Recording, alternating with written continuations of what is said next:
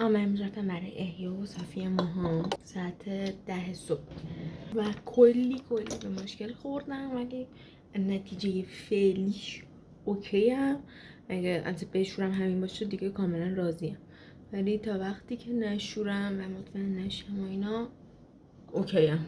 نمیدونم چیزی بگم، ولی آره واقعا یه سری چالش‌های زیاد داشتش واسم. اینکه من باشون مثلا مشاوره داشتم و بهم مثلا حالا درمانی که باید انجام بدم واسه موهایی که رنگ شده است و بهم گفتن و یه قیمتی به من گفتن.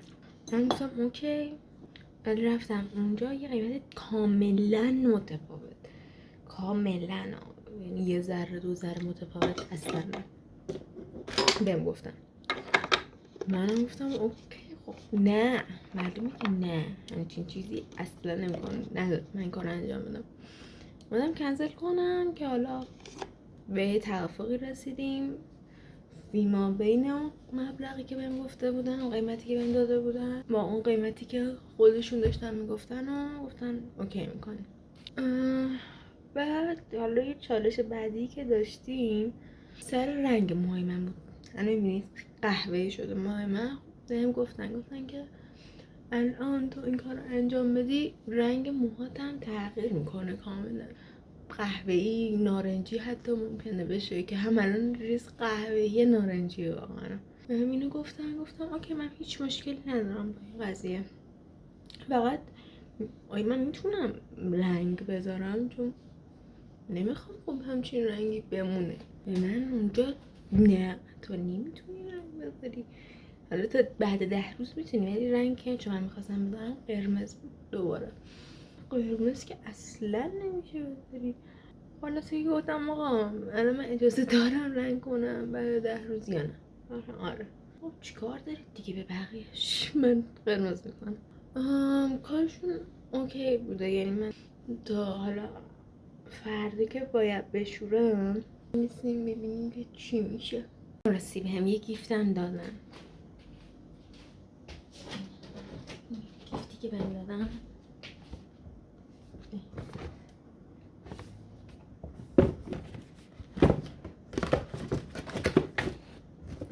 چیه؟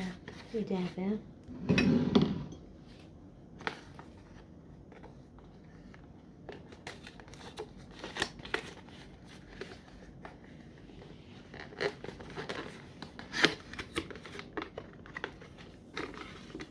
البته بگم خیلی هم خوش رفتار بودن، حالا نسبت به این مش اتفاقی که افتاده و اشتباهی که پیش اومد خیلی هم خوش رفتار بودن. یه شمه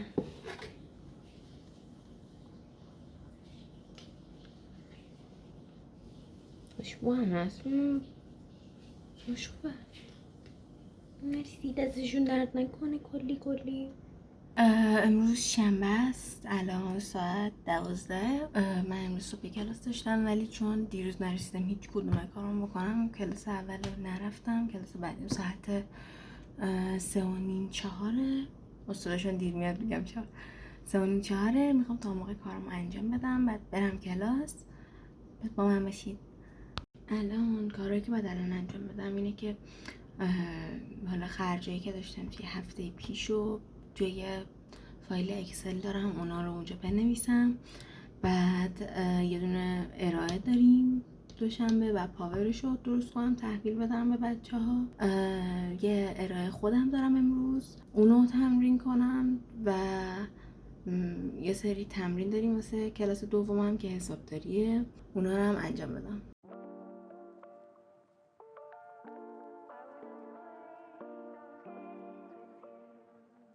بعد من چاپ شدم من ولی چرا باید اینقدر کامنت بدیم راجع به ظاهر زندگی؟ مثلا چی میشه که مثلا خود طرف آینه داره، مثلا چرا تو باید بری بهش بگی چقدر چاق شدی؟ ببین به نظر من ته این بازی، یعنی من از یه سنی به بعد این شکلی شدم، ته این بازی برای من اینه که زیبایی ظاهری و فیزیکال یه دختر برای خود من به عنوان یه پسر فقط چند روز برام تو مغزم جذابه. اصل اون زیبایی افکار، زیبایی رفتار. پاوره تقریبا تموم شد. من این دو تا اسلاید دیگه بیشتر نمونده. من اومدم ناهارمو بخورم با سریال دیگه ومپایر دایریزم تمام شد. دوباره نشستم اورجینال ببینم. تو رو خدا اگه سریال میشناسید خوب و جدید بهم بگید. چه صحنه استاپ شده.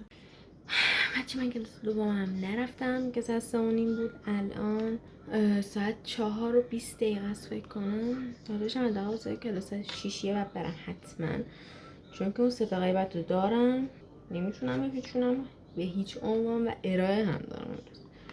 ارائه هم راجع به مدیریت منابع انسانیه و آماده هم هست، فقط دارم ارائه بدم. یادشیم بریم.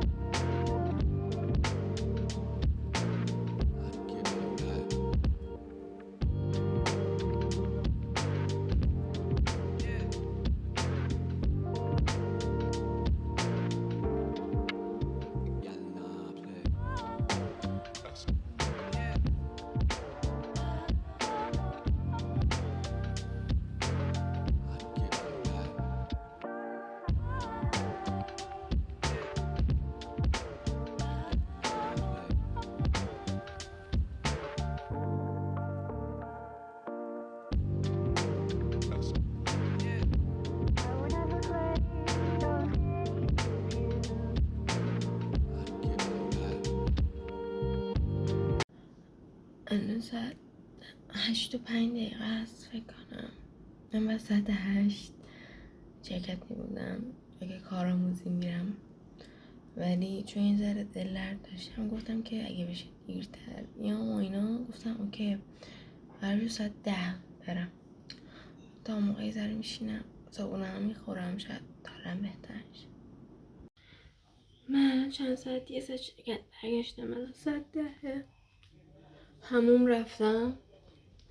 بعد اینکه فردم امتحان ریاضیات و کاربرد آن در مدیریت دارم، هیچی بلد نیستم، هیچی نخوندم چون استاد بسیار شتی داریم که درست درس نمیده. کلا الان هفته دوم حاضریم، کلا 4 جلسه من سر کلاس و میخواد امتحان بگیره. بعد اینکه به خاطر آلودگی هوا همه جا تعطیل شده الا دانشگاه، این تنها امیدم اینه که تعطیل بشیم. من حتی جزوه‌ای هم ندارم که روش بخوام بخونم. من شعار کنم بیام بشینم خاکی به سرم بریزم بخونم یه سری چیزه. من رفتم یه قهوه درست کردم بشینم ببینم چی کار میتونم بکنم با این درسه.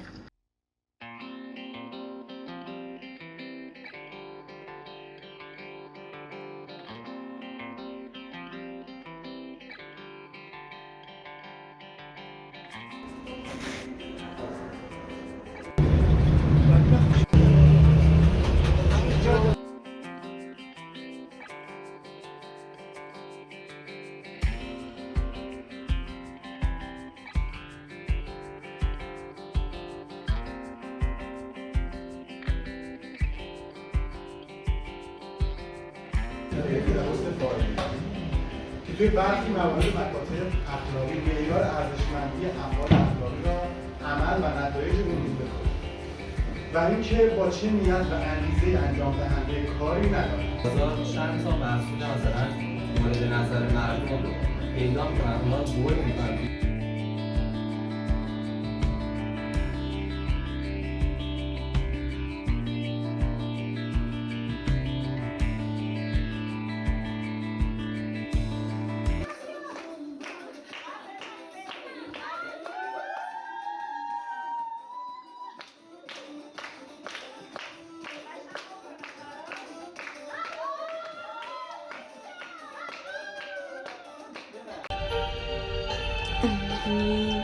شرکت ساعت 8:40 از 40 دقیقه کردیم.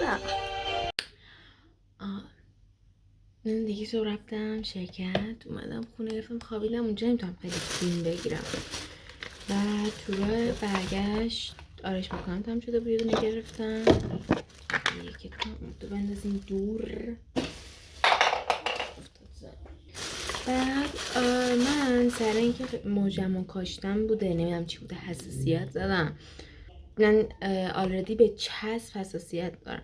بعد نمیدونم سر اینکه موجه کاشتم چسب زدم به موجه ها، پلکم پوس پوس شده. فقط هم این یکی پلکم و تا ابروام پوس پوس شده، انگار مثل سر که انگار شوره میزنه، پوسته سر قشنگ اونجوری شده، پوس پوس داد. بعد سر راه یه دونه امروز یه دونه ویتامین های چشمه گرفتم با آیسول. با این چشم بشورم فکر کنم. میذارم میپرسم. آره اگه چشم خوب شه با اینا که بازم به موجه کاشتن ادامه میدم، چون خیلی احساس کردم خوب شد واسه صورت و اینا. من موجه خودم بلند بوده پر نه خوب نشه و به این وضع ادامه بده، میرم ریموو میکنم همه. برم با اون فکرم چشم بشورم، بعد اتاقم رو تمیز کنم، یه ذره این کارهای ویدیو هم انجام بدم، همون برم. الانم یه سیب زمینی گذاشتم درست شد تو ایرفرایر، همین جایمون رو با این بشوریم.